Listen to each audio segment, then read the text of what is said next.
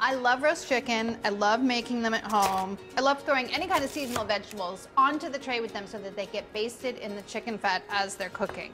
So today I'm making a roasted chicken with sweet potatoes, cauliflower, and rosemary. And it is pretty stunning, if I do say so myself. That was 3 sweet potatoes, scrubbed really well, skin on. Cut them into 4 wedges each.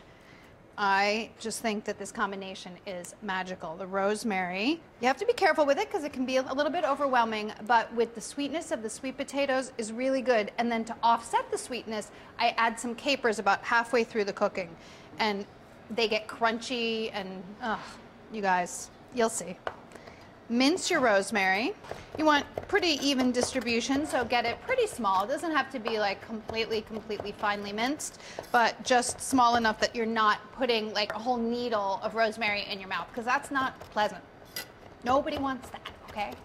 So into this bowl over here, I have a half a head of cauliflower. It depends on the size of your cauliflower, but this is probably close to like 6 or 8 cups, and I've just cut them into sort of pretty big florets. You want them big enough that they don't turn to mush because they're gonna roast for about an hour. To that, add your sweet potatoes, 1½ teaspoons of the rosemary. I'm gonna measure it because I don't want it to get overwhelmingly rosemary-y, but I think I did pretty well.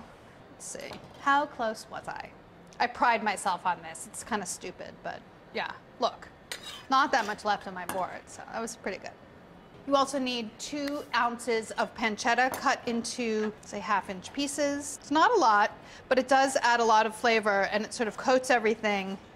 And then every once in a while, you get this little bite, this little crunchy bite of roasted pancetta. Into your bowl. To that, add 3 tablespoons of olive oil. And while you have the olive oil in your hand, you can also just drizzle some olive oil over your chicken. It's a 4-pound chicken that I have here. It's nice and dry. You want it dry. The drier it is, the crisper the skin will get. So that was kind of a generous amount of olive oil. You're gonna rub that all over. But first you wanna toss your vegetables. You wanna season them with salt and pepper.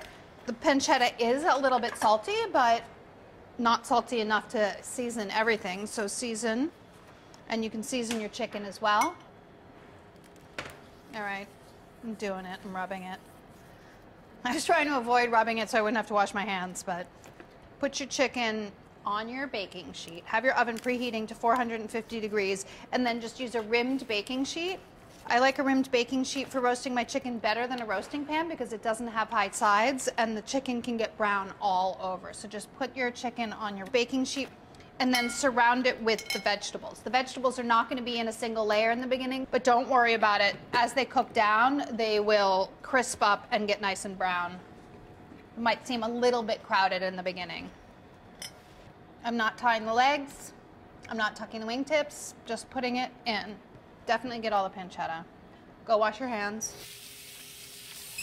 Now what you want to do is get this into the oven. It's 450 for about 25 minutes, and after 25 minutes, you're going to add a few tablespoons of capers, and then you're going to roast it until the chicken is cooked through, all the vegetables are golden brown. That'll be like 25 to 35 more minutes.